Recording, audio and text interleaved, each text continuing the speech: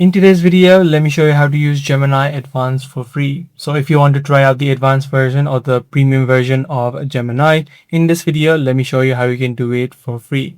So what you need to do is make sure that you're on the application of Gemini and quickly tap on the profile icon on the top right. Once you're inside of this section, right here you'll see the option which says upgrade to Google AI Plus.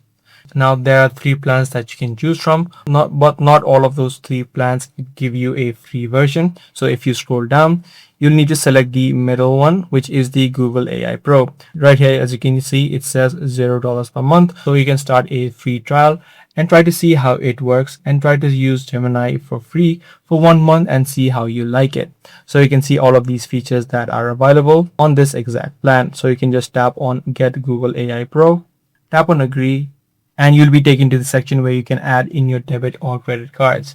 Now you can use this platform or this plan for free for 1 month, but if you don't like it, you can always cancel it before the 1 month period ends. This way you won't get charged from next month. That is the exact price that is being shown right here. So that's pretty much all for today's video. I do hope this guide video was helpful. If it was, be sure to subscribe, share, and also give this video a thumbs up.